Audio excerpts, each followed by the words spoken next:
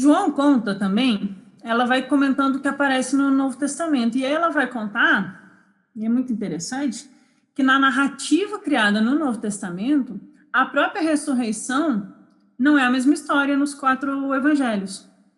Então, numa, Pedro vai ser a testemunha, no outro vai ser Madalena, num o Tomé quer botar o dedo, no outro o Tiago pergunta alguma coisa. Então, assim, a própria narrativa não é coerente, né? E aí a Elaine vai comentar sobre o que o João conta. Uma história diferente, um pouco antes da história do incrédulo Tomé. Antes de eu entrar aí, deixa eu fazer só um parênteses. Tem um livro de Nag Hammadi que não é o Evangelho de Tomé, é o livro de Tomé. E o livro de Tomé ele tem um subtítulo, é Livro de Tomé, o Contestador, ou o Questionador. Em termos de crença, nessa visão de que a gente tem que crer para nos salvar, tem que aceitar e crer, o Tomé sempre foi colocado como aquele que duvida, né? Num sentido depreciativo. Ah, ele duvida, ele não tem fé. E no livro de Tomé, ele é colocado como alguém que questiona. E é num sentido positivo. É num sentido de alguém que não se deixa enganar pelas aparências. Que ele sabe que ver um morto de pé do lado dele nem sempre é aquilo que está aparecendo. Talvez o Tomé soubesse que o astral tem muitas ilusões e que as formas pensamentos se projetam na nossa frente e que os elementares ou os mortos do astral ou outras forças são capazes de personificar imagens ao agrado de quem está vendo. E, portanto, Tomé tem o discernimento de verificar se quem está falando com ele é o mestre mesmo ou é uma enganação. Porque é dessas enganações que a gente fica sofrendo bombardeio constante por aí, né? Esses mestres ascensos, mensagem psicografada, até de Hermes Trismegisto está psicografando mensagem para a gente. E Tomé tem discernimento, Tomé questiona. E os mestres ensinam isso. Né? Aprendam a questionar. Você não tem que acreditar em mim. Buda diz, você não precisa acreditar só porque eu disse. Você tem que colocar um ensinamento no seu coração e ver se faz sentido ou não. Então, Jesus não se incomoda de ser questionado por Tomé. Ele acolhe, né? Eu achei interessante a gente trazer essa outra visão do Tomé também. Mas aí no Evangelho de João tem a Maria Madalena. E ela vai ser muito importante aqui na questão da ressurreição, e ela é muito importante para os gnósticos. A Maria Madalena é um fato curioso, é a gente lembrar que no mundo judaico daquela época, se décadas atrás, no nosso mundo, né, décadas atrás, as mulheres não podiam votar, 2000 anos atrás, na Judéia, o testemunho de uma mulher não valia nada. Absolutamente nada. Então, o fato de ter se preservado alguma história em que não apagaram que foi Madalena que viu Jesus pela primeira vez, depois que ele morreu, talvez tenha algum fundo. Achismo meu, porque eu também não tenho como provar isso historiograficamente, né? Mas talvez tenha algum fundo, porque se fosse algo que não aconteceu de jeito nenhum, eles não colocariam Madalena, eles colocariam outra pessoa, um homem, provavelmente, né, como testemunha, porque o testemunho da mulher não é considerado válido. Mas é ela que vê Jesus após a morte. E aí, como assim, Alain viu após a morte? Era um fantasma? Era uma entidade? Era um espírito de um morto? Não. A gente vai ver nos textos gnósticos que, ao viver a ressurreição em vida, isso é, atingir a crucificação ou o grau de Cristo em vida, que não tem nada a ver com ser assassinado, não estou falando do corpo, Jesus recebe um manto de glória, uma veste de luz. No budismo a gente vai chamar do Nirmanakaya. É o arhat que se torna, que coloca os pés no caminho do Bodhisattva. É um alto grau de iniciação. E o Nirmanakaya, ele é capaz de, estando em corpo físico ou não, segundo a tradição budista, segundo a gente vê na teosofia que eu gosto, mas eu acho que isso vai fazer sentido com o texto gnóstico aqui, ele é capaz de transitar pelo mundo com pleno controle de si mesmo. Porque Jesus é vivo, ele não é mais um morto. Ele não é um morto-vivo. Ele não está sujeito à força dos arcontes agindo sobre ele no pós-morte. Os receptores das almas, que aparece lá em Teosofia, não tem o menor controle sobre ele. Ele transita por todos os eons como ele quiser. Então, se o corpo físico morre, mas ele já tem esse grau de despertar como um Cristo, ele é capaz de aparecer para quem ele quiser, num veículo sutil, que é nos gnósticos chamado da veste de luz. Então ele aparece para Maria Madalena, e ela está chorando junto ao túmulo, e aí tem aquela historinha da Bíblia, que vê um homem que ela acha que é um jardineiro, e aí ele diz o nome dela, ela reconhece, o que mostra que talvez Madalena tivesse clarividência, né, se isso aconteceu, é tudo não sei. Mas ele fala, não me toque. Ao invés de vem e me toque, veja que eu sou de carne, ele fala para Madalena, que dá um teor mais gnóstico, e o Evangelho de João é o mais gnóstico do Novo Testamento, ele fala, não me toque. E Paulo, nas cartas, e Paulo, para mim, é um gnóstico, com todas as ressalvas das interpolações posteriores, Paulo diz, digo-vos, irmãos, a carne e o sangue não podem herdar o reino de Deus, nem o que está sujeito a perecer, ou seja, o corpo mortal, herdar o que é imperecível. Paulo descreve a ressurreição como um mistério, a transformação da existência física na existência espiritual, como um mestre de sabedoria desperto, que passa a ser vivo, Jesus ou vivo. Ou seja, para o dogma católico, essa frase de Paulo, que é tão usado como o fundador da Igreja Católica, é uma frase gnóstica, porque ele está negando que a carne pode herdar o reino, ele está negando que o corpo não perece. O corpo perece, o Paulo está dizendo. O que é imortal ou imperecível é a existência espiritual. Está condizente com os gnósticos.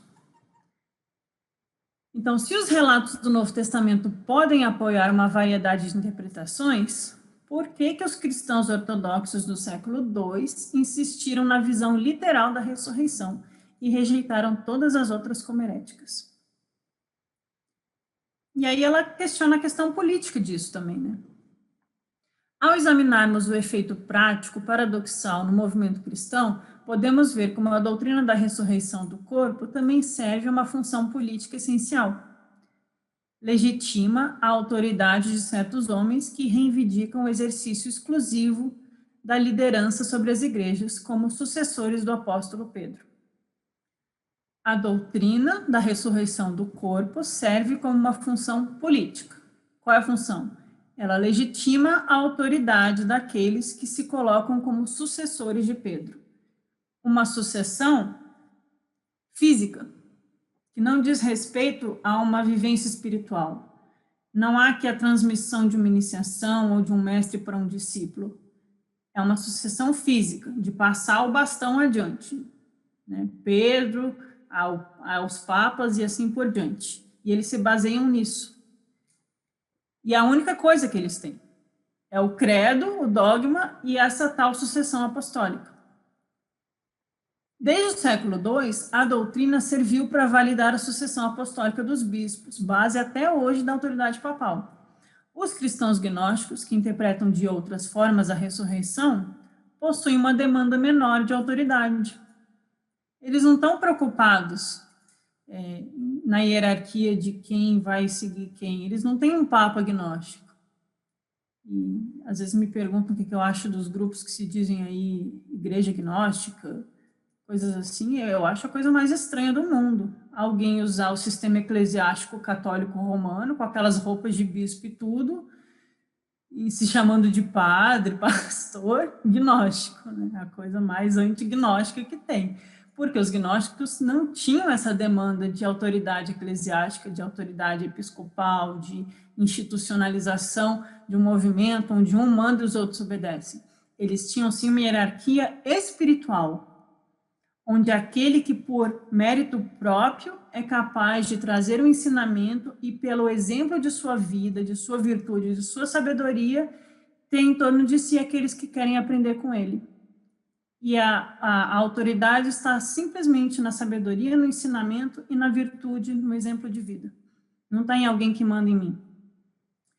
Só que isso também foi parte da ruína dos gnósticos, porque eles não se organizaram em sistemas assim, estruturados, e aí aqueles que queriam poder temporal caíram em cima. Né? Foi isso que aconteceu.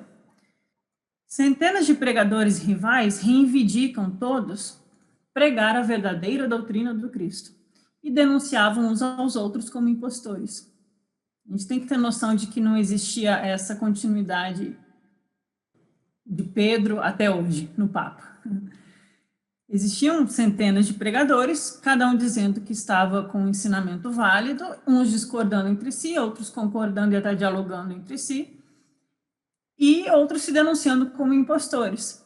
E aí a questão é qual das narrativas a gente vai comprar para a gente, ou questionar, ou gostar, ou desgostar. Né? Somos livres hoje em dia.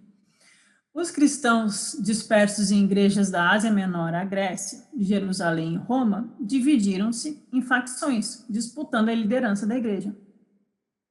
Todos pleiteavam representar a autêntica tradição.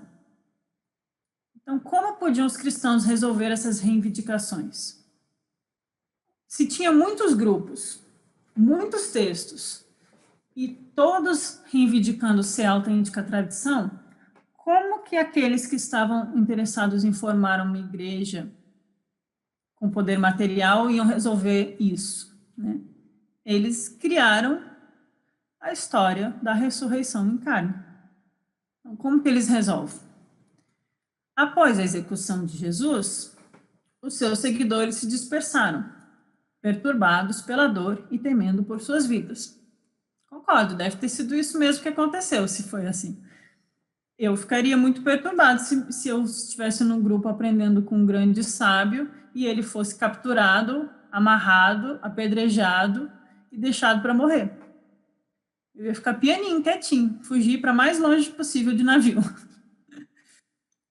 Todo mundo assustado, o mestre morreu, alguns negaram, o outro se matou, diz a lenda, porque eu nem acho que ele existiu. Muitas polêmicas hoje. E aí, cria-se a história de que uma notícia surpreendente eletrizou o grupo, diz a Elaine Pagels. Lucas diz terem ouvido que o Senhor ressuscitou de fato e apareceu a Simão Pedro.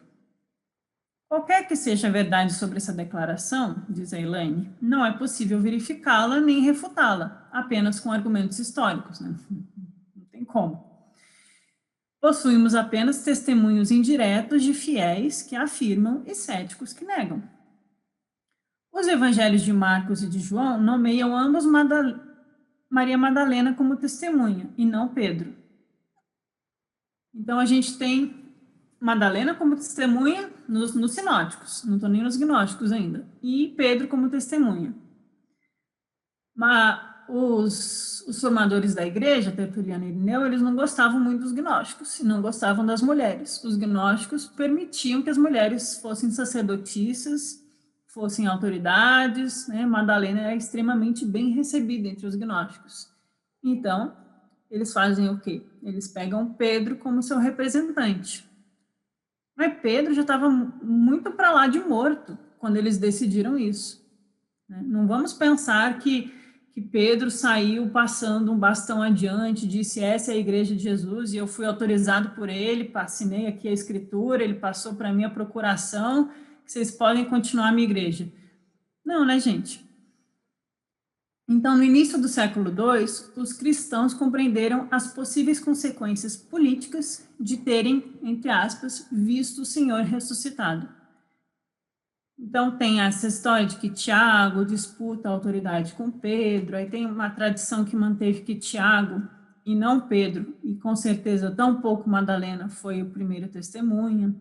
É interessante que no Evangelho de Tomé, foi uma passagem que a gente já viu, está nos vídeos anteriores, tem uma passagem que os discípulos perguntam para Jesus o que eles farão quando ele se for, e ele fala, sigam o Tiago. O Evangelho de Tomé reforça a visão de Tiago. E no Evangelho de Tomé, Pedro leva a bronca de Jesus e Madalena é elogiada. Então a gente já vai vendo aí quem são os discípulos importantes. Os ortodoxos destacam o relato de Mateus, segundo o qual o Cristo ressuscitado anunciou aos 11 que sua própria autoridade tinha atingido proporções cósmicas. Toda a autoridade sobre o céu e a terra me foi entregue. Se a gente vê isso por uma ótica gnóstica, poxa, eu estou sem a imagem aqui, vocês vão ter que lembrar. Temos o mundo dos 7 arcontes, nós aqui na Terra, o mundo dos 7 arcontes e o Yaldabaoth, cuidando do firmamento celeste. Acima de Yaldabaoth, temos os 12 Eons, e no último Eon está Cristo. Cristo é chamado a coroa das luzes. Então, o que quer dizer aqui? É Jesus falando com 11 discípulos? Provavelmente não. Aqui a gente está falando que toda a autoridade sobre o céu e a terra, ou seja, o mundo manifesto e o mundo do pleroma. Ele passou por todos os estágios, os 12 Eons inferiores e os 12 Eons superiores. Me foi entregue. Porque onde está Cristo no sistema gnóstico? Está no 12º. Então, o 12º está falando aos 11, que ele é a coroa de todos os Eons. É totalmente coerente com o sistema cosmológico gnóstico, essa frase que está lá no Evangelho de Mateus. Você abarra um pouquinho? Não sei. Essa teoria, diz a Elaine, de que toda autoridade procede da experiência do Cristo ressuscitado por determinados apóstolos, uma experiência agora para sempre concluída, né, não vai acontecer de novo, foi com eles e pronto, acabou e não dá para discutir, essa teoria possui grandes implicações para a estrutura política da igreja que se forma, a estrutura política da comunidade. Né? Segundo sugere que apenas os apóstolos têm o direito de ordenar os futuros líderes como sucessores. Né? Foi ele que foi a testemunha da ressurreição, então ele é a maior autoridade e a linhagem vem dele. E pronto, acabou. É assim que a igreja se forma. E essa teoria teve um sucesso extraordinário por quase 2000 anos. Os cristãos ortodoxos aceitaram a visão de que apenas os apóstolos possuem autoridade religiosa definitiva. E só os padres e bispos são seus herdeiros legítimos e buscam sua ordenação pela mesma sucessão apostólica. E aí é muito engraçado. Tem um capítulo aqui do livro da Gnose de João, que é um capítulo do Alberto Brum, que ele comenta que o Irineu, ele argumenta, é engraçado até, o Irineu, ele diz que conheceu o Policarpo, que diz que foi discípulo de João. Só que o Irineu coloca Policarpo e João num tempo histórico e numa região geográfica que não faz o menor sentido com o que outras fontes dizem sobre onde estava João e em que ano. Então, o argumento é, o Irineu, como não tinha ninguém para provar o contrário, não tinha ninguém para debater com ele, ele podia, né, inventar qualquer coisa. Hoje em dia a gente tem pessoas plagiando tese de doutorado de Harvard, publicando no Brasil como se fossem suas, né? Imagina naquela época que não tinha internet, não tinha correio, não tinha nada. Então, o Irineu inventou que ele era amigo de Policarpo e que, portanto, ele recebeu a sucessão apostólica direta de João. Só que não cabe, o João teria que ter vivido 160 anos para conseguir ter chegado até Irineu, não faz sentido. Enfim, coisas assim, né? Fake news da época. O que acontece? Os cristãos gnósticos, eles rejeitam essa teoria. Alguns gnósticos chamaram a concepção literal da ressurreição de fé dos tolos. Então, enquanto o Irineu e o Tertuliano ficavam lá, esses hereges malditos que ficam falando outras coisas que não é o que a gente quer que vocês acreditem, os gnósticos ficam lá, esses aí são os tolos, malucos, absurdos, falando essas aberrações da natureza. Então, eles estão nesse embate dialético. A ressurreição, insistiram, não era um evento único no passado. Ao contrário, ela simbolizava a presença de Cristo que poderia ser vivenciada no presente. O que importava não era a visão literal, e sim a espiritual. Então, os gnósticos não interpretam literalmente que os Elohim, que é uma coletividade, não é Deus único, os Elohim, lá no Gênesis, não criaram o mundo em 7 dias, como a gente entende 7 dias. Né? Isso é simbólico. Adão e Eva é simbólico. É metafísico, não é literal. Da mesma forma, a ressurreição não é literal. E quem acredita em algo literal só pode ser um tolo. Porque a literalidade, ela diz respeito aos ilíacos, aqueles que são dominados pela matéria cega. Então, a ressurreição é a presença do Cristo, Logos, a luz que vem ao mundo presente dentro de nós, que quando atinge o seu ápice de libertação, quando é desnudada e desvelada através da sabedoria, é capaz de se tornar um ressurrecto. Então, o que importa para os gnósticos é que hoje, no presente, nós podemos vivenciar a presença de Cristo. Não de Jesus que morreu para nos salvar, de Cristo dentro de nós. Portanto, não faz sentido você se apegar numa carne. Né? A Elaine continua. Observaram que muitos dos que testemunharam os acontecimentos da vida de Jesus continuaram cegos ao seu significado. Os próprios discípulos, com frequência, entendiam mal o que Jesus dizia. Os que anunciaram o retorno físico à vida de seu mestre morto aprenderam de forma equivocada uma verdade espiritual, trocando aquilo que é espiritual e entendendo como um acontecimento real. Por quê? Falta uso de discernimento, falta sabedoria, falta um pouco de inteligência. Né? Interpretar literalmente é uma coisa que a gente faz quando a gente tem uma mente pobre. E os gnósticos vão falar isso dos literalistas.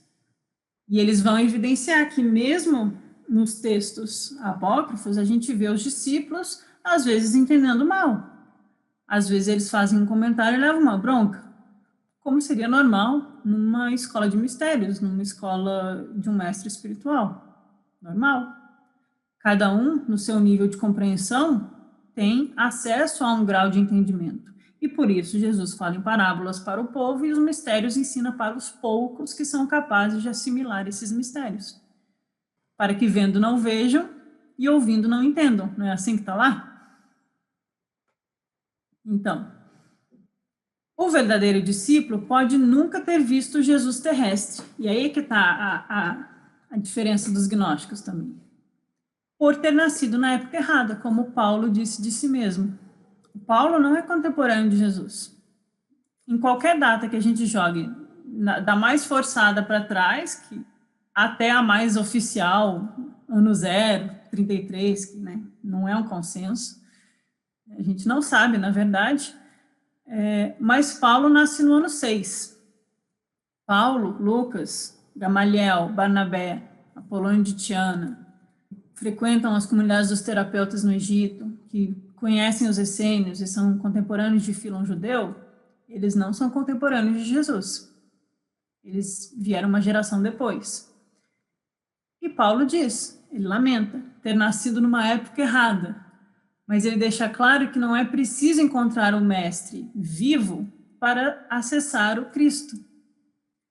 Essa deficiência física, diz os gnósticos, pode se tornar uma vantagem espiritual. Pessoas como Paulo podem encontrar o Cristo primeiro no nível da vivência interna. Isso é muito mais revelador do que você simplesmente ir num lugar fisicamente e ouvir alguém falar. Se você não tem a vivência interna, isso pode não significar nada. Como não significou para muitos dos que não compreenderam e o perseguiram. Então, como é experimentada a presença de Cristo? O autor do Evangelho de Maria, aí ela vai citar outro evangelho apócrifo. Um dos poucos textos gnósticos descobertos antes de Nag Hammadi, o Evangelho de Maria é de 1896, que foi descoberto no Códice de Berlim, junto com o apócrifo de João. Eles eram textos próximos. Como esse texto mostra a presença do Cristo? Ele interpreta as aparições da ressurreição como visões recebidas em sonhos ou transes estáticos, em êxtase. Esse evangelho gnóstico relembra a tradição registrada em Marcos e João, de que Maria foi a primeira a ver o Cristo ressuscitado. João diz que Maria viu Jesus na manhã de sua ressurreição e que ele apareceu aos outros discípulos apenas depois. Isso no evangelho de João, na tarde do mesmo dia. Já no Evangelho de Maria, Maria Madalena, que é um apócrifo, diz, tendo uma visão do Senhor, Maria pergunta, como aquele que vê uma aparição a enxerga? Através da alma ou através do espírito? Profunda pergunta dela, né? Ela não está assim, você saiu do túmulo, não, ela vê o mestre e ela pergunta, como que eu estou enxergando? É a minha alma ou o espírito que está enxergando? E aí eu não pus o trecho aqui, mas ele responde, você enxerga através da mente.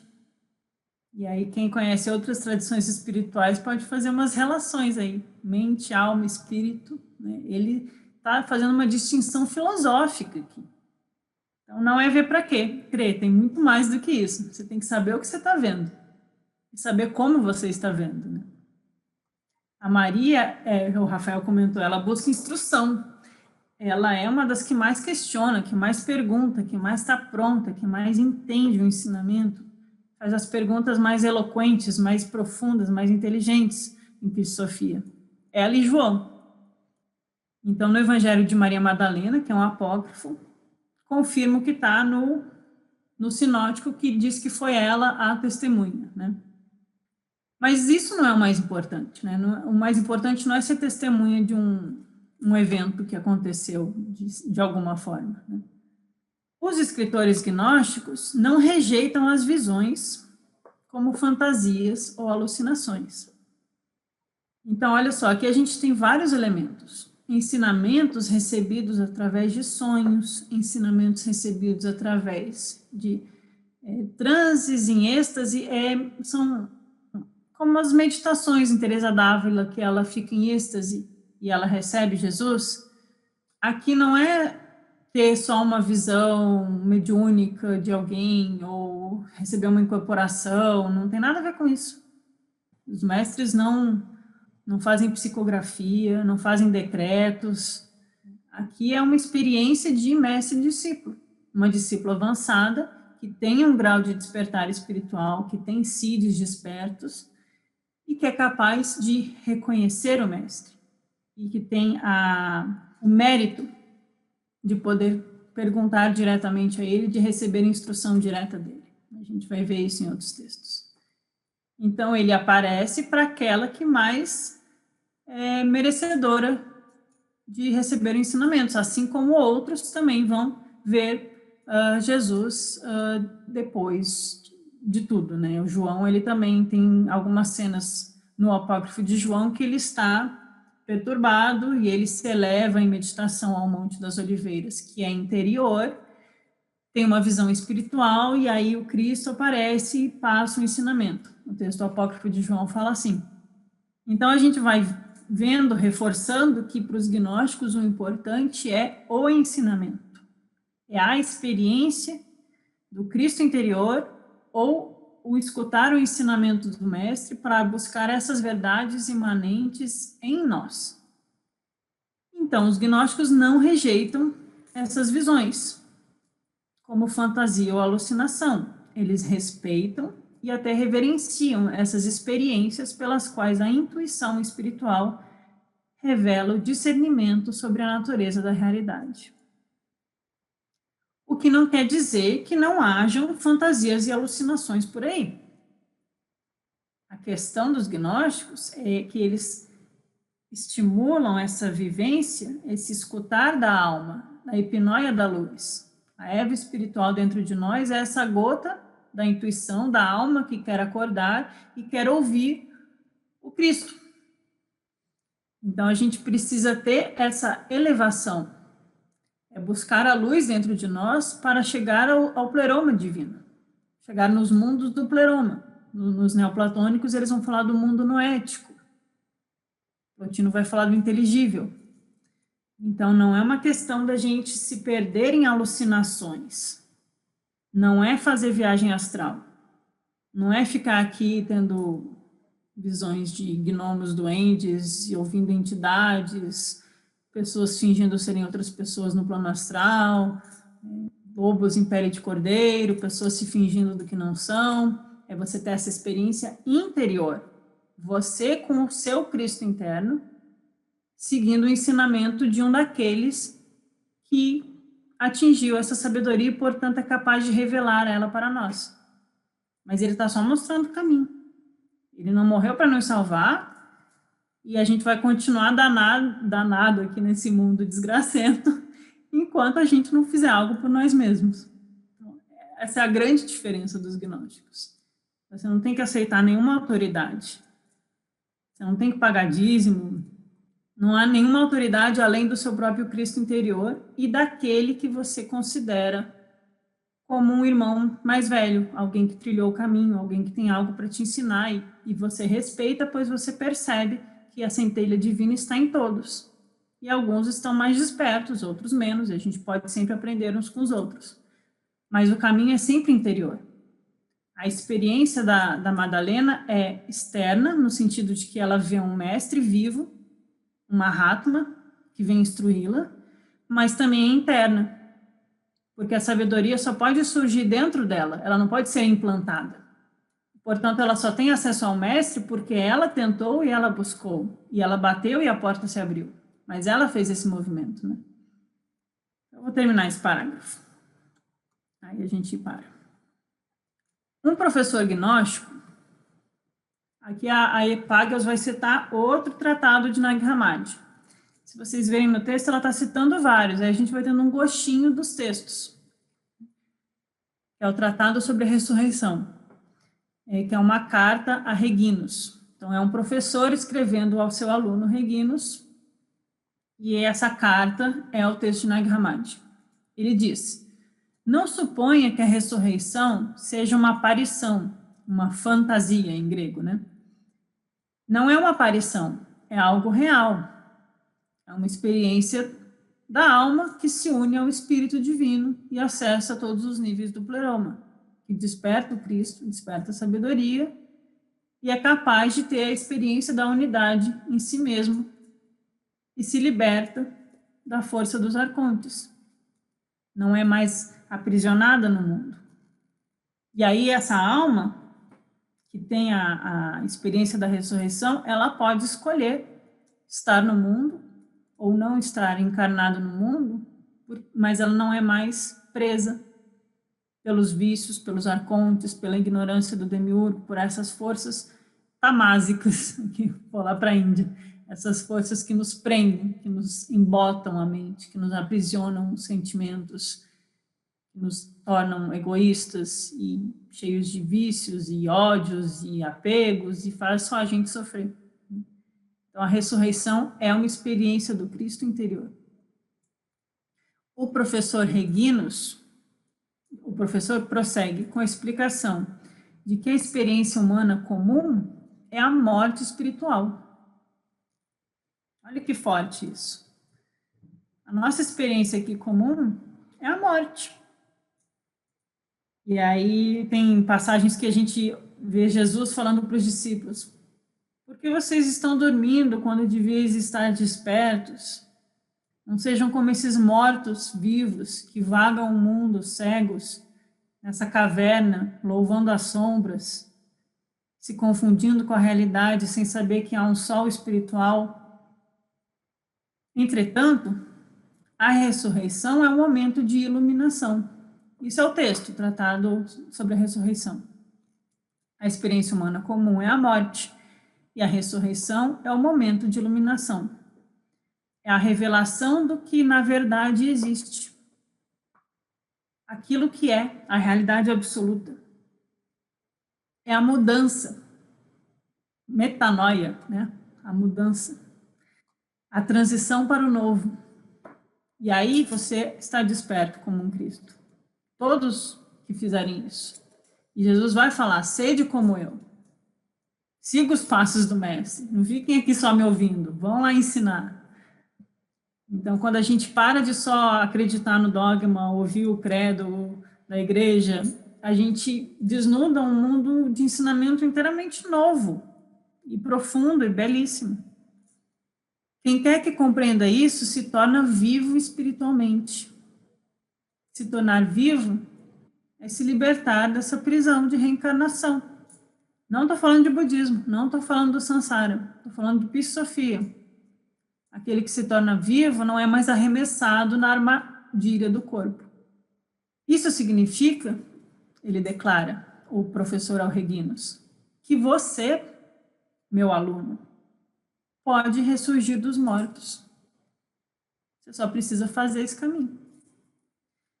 O Luiz Paulino está dizendo, isso é semelhante ao que está na cruz de luz, que é o texto que está aqui na Gnose de João. Em 3 textos gnósticos aqui traduzidos. Eu vou parar o meu texto aqui, já deu a nossa hora, e a gente parou na página 37 do livro.